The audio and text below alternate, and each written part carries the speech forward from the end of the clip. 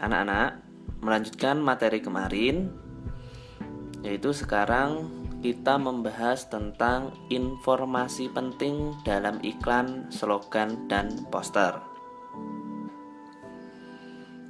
Perlu anak-anak ketahui dan perlu kalian perhatikan, di dalam iklan kalian harus tahu mengenai struktur iklan, slogan, maupun poster. Nah, kali ini akan saya jelaskan terlebih dahulu sebelum masuk ke materi, yaitu tentang struktur iklan. Di dalam iklan itu terdapat judul, nama produk, dan penjelasannya. Judul biasanya diletakkan di bagian paling atas dari teks iklan. Itu biasanya teks iklan sendiri opsional. Maksud dari opsional yaitu bisa dikasih judul, bisa juga tidak. Itu yang kedua, nama produk, yaitu nama sebuah produk yang diiklankan. Yang ketiga, penjelasan, yaitu berisi deskripsi produk, spesifikasi, alamat kantor, dan nomor yang bisa dihubungi. Nah, itu perlu kalian perhatikan. Di dalam iklan kalian harus mengerti mengenai struktur di dalamnya. Karena apa? Dari kalian paham struktur iklan ini, kalian dapat mengidentifikasi informasi atau menemukan informasi penting di dalam iklan, slogan, maupun poster. Masuk ke pembahasan kita, yaitu menemukan informasi dalam ISP, iklan, slogan, dan poster. Itu sama aja. Yang perlu kita perhatikan, yang pertama adalah kita dapat mengetahui informasi pada kalimat iklan dengan lebih memperhatikan atau fokus terhadap inti dari iklan tersebut. Jadi kita baca terlebih dahulu iklannya, kemudian kita pahami mengenai informasi yang sedang disampaikan dalam iklan tersebut. Yang kedua, kita harus menyimak dan memperhatikan apa informasi penting dalam iklan tersebut. Perlu kalian ketahui, iklan sendiri itu dibagi menjadi dua jenis dalam penyampaiannya. Itu yang pertama ada iklan media cetak, itu biasanya dimuat di koran, majalah, di poster, dan lain sebagainya. Kemudian ada iklan elektronik, yaitu biasanya iklan disiarkan di televisi, di radio, di internet. Nah, dari kedua jenis iklan ini sesuai dengan penyampaiannya itu memiliki karakteristik sendiri-sendiri. Dalam iklan yang dimuat dalam media cetak itu biasanya hanya berupa gambar dua dimensi. Maksudnya dua dimensi bagaimana? Yaitu hanya berupa gambar dan berupa tulisan yang dibuat secara menarik. Kalau di dalam media elektronik, contohnya di televisi, itu selain menampilkan gambar, tulisan, dan juga gambar bergerak. Kalau iklan melalui radio itu hanya mengandalkan audio visual, yaitu mengandalkan suara dalam penyampaian iklannya. Nah, itu yang perlu kalian ketahui. Terus kemudian untuk contoh menemukan informasi dalam sebuah iklan. Ini ada contoh gambar iklan, kan saya tampilkan. Nah, ini saya tampilkan contoh iklan lowongan pekerjaan. Perlu kalian ketahui juga, iklan yang dimuat di media cetak itu biasanya menggunakan kalimat yang disingkat. Itu tujuannya supaya ringkas dalam penulisannya, dan juga dalam kolom iklan itu dapat muat banyak sekali iklan yang ingin disampaikan. Contohnya, lowongan. Dibutuhkan pegawai wanita lulusan SMA maksimal 26 tahun. Pria sebagai sopir dan pegawai. Bagi yang berminat, bawa lamaran ke Dunia Motor, Jalan Hasanuddin nomor 900, Pasar Karangpucung. Maksudnya bagaimana dari iklan ini? Setelah kita baca iklan ini, kita dapat menyimpulkan bahwasannya ini dalam iklan ini dicari pegawai atau dibutuhkan pegawai wanita lulusan SMA, usia maksimal 26 tahun. Kemudian dibutuhkan juga pria sebagai sopir dan pegawai. Yang berminat silahkan kirim lamaran ke kantornya, nama kantornya Dunia Motor. Alamatnya Jalan Hasanuddin nomor 900, Pasar Karangpucung. Nah, itu untuk contoh dari iklan. Kemudian menemukan informasi dalam slogan. Nah, di dalam iklan itu pasti ada kalimat slogan. Ini contohnya. Contoh kalimat slogan. Hidup hanya sekali, hiduplah yang berarti. Maksud dari slogan ini bagaimana? Kita hidup di dunia hanya sekali. Maksudnya sekali, setelah kita mati, kita tidak bisa hidup lagi. Hiduplah yang berarti.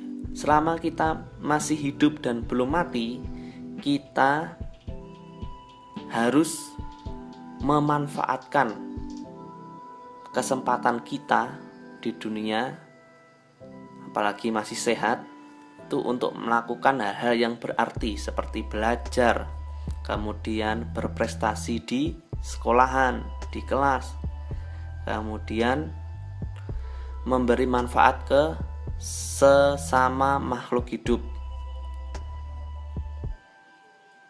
Itu untuk contoh dari slogan.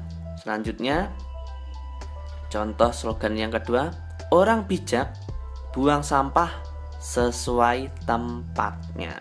Maksudnya bagaimana? Kita sebagai orang yang bijak, atau kita kalau ingin menjadi orang yang bijak, yaitu harus membuang sampah pada tempatnya. Tidak boleh membuang sampah di sembarang tempat. Membuang sampah di sungai, membuang sampah di laci meja, membuang sampah di selokan, dan lain sebagainya. Itu adalah contoh dari orang yang tidak bijak, orang yang berperilaku jelek. Nah, dari slogan ini kita dituntut untuk menjadi orang yang bijak, orang yang selalu menempatkan sesuatu pada tempatnya. Contohnya di sini adalah sampah. Sampah itu tempatnya tempat sampah, bukan di kolong meja. Selanjutnya kita ke menemukan informasi dalam poster. Nah, cara menemukan informasi di dalam poster itu yang pertama, ini contohnya. Adaptasi kebiasaan baru di kantor. Say hello aja, tidak bersalaman dulu. Gunakan uang elektronik. Setibanya di rumah langsung mandi. Nah, ini contoh poster kesehatan, terutama di kala pandemi seperti ini. Maksud dari poster ini apa? Itu silakan diperhatikan. Yang pertama kita perhatikan dulu ini. kata adaptasi kebiasaan baru. Jadi di kala pandemi seperti ini kita harus merubah kebiasaan-kebiasaan lama, yaitu seperti ketika bertemu teman, bertemu siapa aja, kita biasanya langsung berjabat tangan. Karena berhubung sekarang ini maraknya COVID-19, kita dilarang berjabat tangan terlebih dahulu. Karena apa? Dari berjabat tangan itu bisa menimbulkan tertularnya virus yang tidak bisa kita ketahui. Nah, di sini kita diajarkan say hello aja. Jadi tidak bersalaman dahulu. Jadi ketika bertemu dengan siapa aja, cukup ucapkan salam atau hanya menyapa, tidak perlu berjabat tangan. Kemudian gunakan uang elektronik. Nah, zaman sekarang kan ada menggunakan uang elektronik sebagai ganti dari uang konvensional. Ini juga termasuk bentuk dari menghindari yang namanya kontak langsung dengan benda-benda yang dapat menularkan virus COVID-19. Kemudian yang kedua, setibanya di rumah langsung mandi. Nah, ini ketika pulang dari mana saja, ketika sampai rumah harus mandi. Karena tanpa kita ketahui, virus-virus itu bisa nempel di tubuh kita tanpa kita ketahui. Maka dari itu kita disuruh untuk ketika sampai di rumah langsung mandi atau membersihkan diri. Jangan diam saja, bergerak itu sehat. Membakar kalori, mencegah kelebihan berat badan, meningkatkan kekuatan otot dan daya tahan tubuh, mengurangi stres dan emosional, membuat tidur lebih nyenyak, membuat wajah dan tubuh lebih segar. Maksud dari poster ini apa? Yaitu kita disuruh untuk bergerak. Karena bergerak itu sehat. Itu maksudnya bergerak apa? Yaitu kita melakukan aktivitas ya minimal 30 menit. Supaya apa? Supaya tubuh kita itu dapat mengeluarkan keringat-keringat. Kenapa? Dalam tubuh kita itu ada racun yang mana racun itu bisa keluar dari tubuh kita melalui keringat. Nah, manfaat dari bergerak atau melakukan aktivitas itu apa? Yaitu yang pertama, membakar kalori. Bagi yang teman-teman yang memiliki kelebihan berat badan, itu dengan melakukan aktivitas itu bisa membakar kalori atau membakar lemak. Yang kedua, meningkatkan kekuatan otot atau daya tahan tubuh. Yang ketiga, mengurangi stres dan emosional. Karena apa? Kalau kita setiap hari hanya diam saja, itu biasanya itu malah tambah stres. Karena apa? Otak itu kalau nggak dibuat bekerja, itu akan menimbulkan stres dan emosional dalam tubuh kita itu tidak terkontrol. Yang keempat yaitu membuat tidur lebih nyenyak. Dengan bergerak kita mengeluarkan tenaga, capek, kemudian ketika tidur kita, kalau capek itu saya yakin tidurnya pasti nyenyak. Dan yang kelima yaitu membuat wajah dan tubuh lebih segar. Karena dengan bergerak melakukan aktivitas, kita merubah mood, merubah perasaan, sehingga wajah dan tubuh lebih sehat dan segar. Nah, itu dulu penjelasan dari saya. Untuk tugas kalian yaitu silahkan cek di Google Classroom. Linknya sudah saya taruh di bawah video ini. Demikian dari saya. Apabila ada kurang lebihnya saya mohon maaf. Wassalamualaikum warahmatullahi wabarakatuh. See you.